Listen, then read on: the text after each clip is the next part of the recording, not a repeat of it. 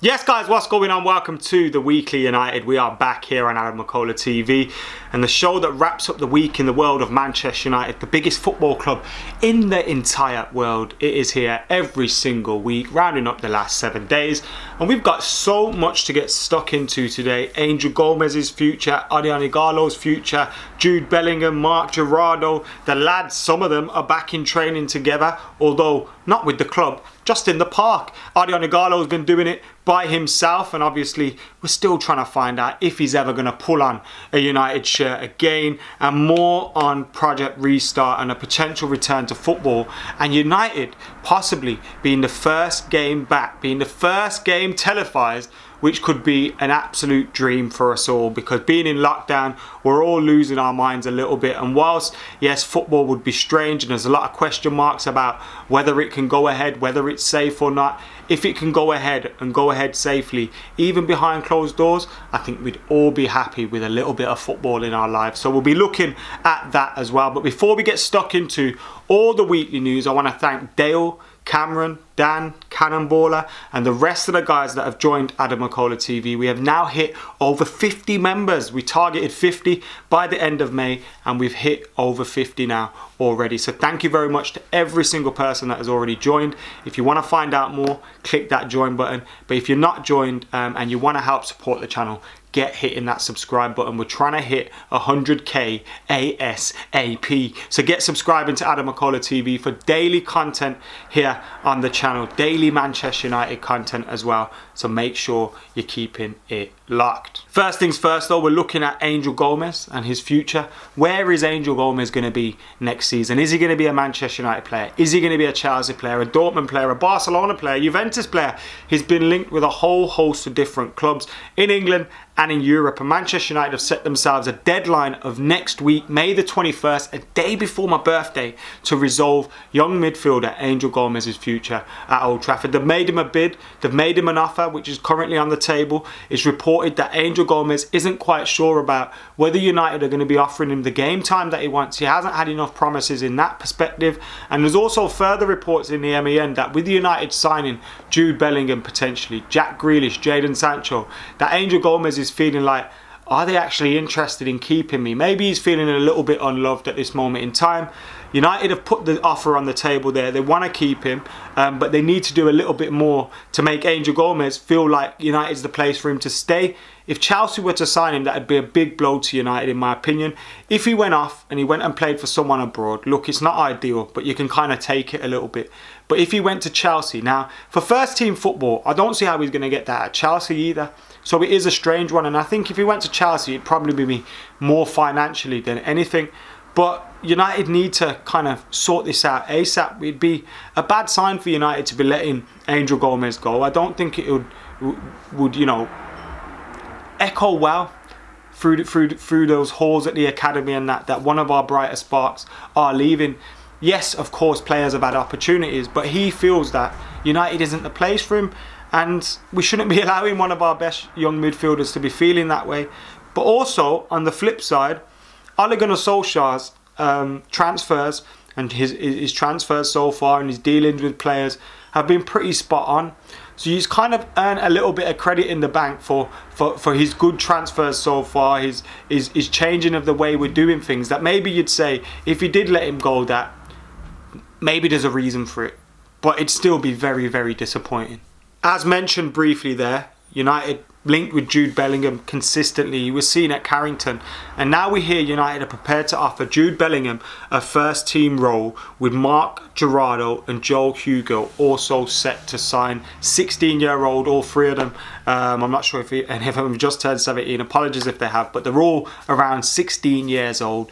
Jude Bellingham's been playing first team football for Birmingham City, and he's been offered the same kind of thing at Manchester United. And when you hear reports of this, and United are clearly interested in him, maybe you can understand Angel Gomes' perspective a little bit more. But Jude Bellingham potentially coming to Man United. United are still waiting on an announcement with that one really, or a decision from Jude Bellingham. It could have already been made, but we're in a position where we're not going to announce anything, or no decisions are going to be made yet, because clubs are obviously inactive at this moment in time. Clubs may also be thinking, hold on, if we wait a little bit, Birmingham City will probably have to pay a little bit less. I can't see any transfers being announced or confirmed though, whilst there's no football going on. I just think without that backdrop of football going on and news, and constant news coming through, I don't think any club would feel morally or ethically they can announce new signings at this moment in time, especially some clubs that probably aren't paying wages. United obviously still are. We haven't put any of our staff on furlough, and we haven't put any of our first team or our playing staff with reduced wages, so we probably could be in a position to, but I doubt we will just yet. But nevertheless, the rumours linking to Jude Bellingham continue to roll on, but that Joe Hugill and Marc Jurado ones seem pretty done. And it's good that United are focusing on their academy. I know it's disappointing in regards to Angel Gomes, but it shows you that there's some sort of plan there. So United can keep that conveyor belt of talent coming through in the academy and keep replenishing things. You're going to get 18s jumping up to the 23 team next year.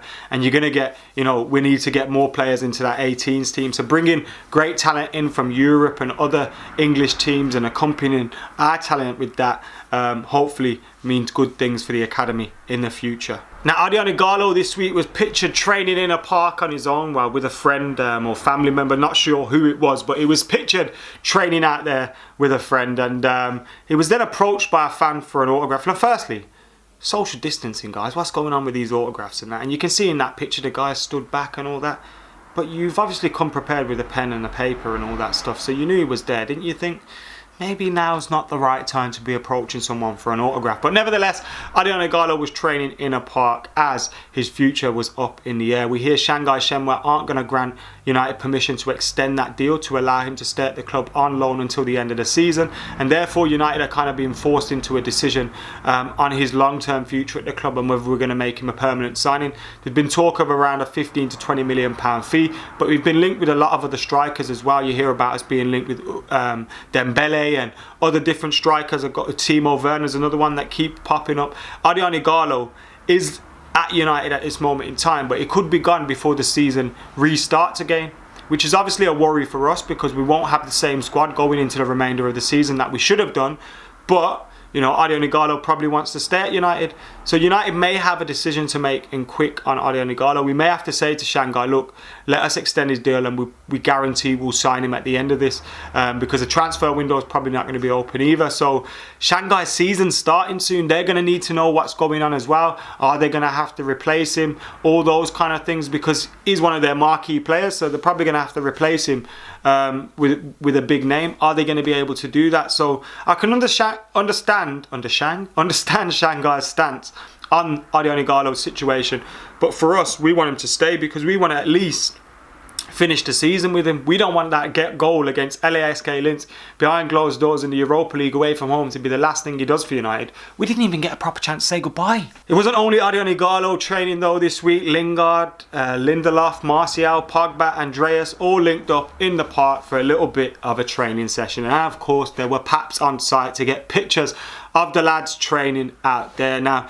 this is probably going to resemble what training looks like for these players going forward, because they're going to have to train in smaller groups, in isolated groups, going in every other hour at the training grounds. They're not going to be able to train in massive groups of 20, 25 as they usually do. So training is probably going to be more like what we're seeing here for these guys. And Lindelof, Martial, Pogba, Jesse, Andreas were in that group together. And I wouldn't be surprised if, although these guys were in the park on their own and probably did it off their own backs, the club probably had a little saying, all right lads, yeah, carry on, it's okay, because that's going to be the kind of thing that they are doing.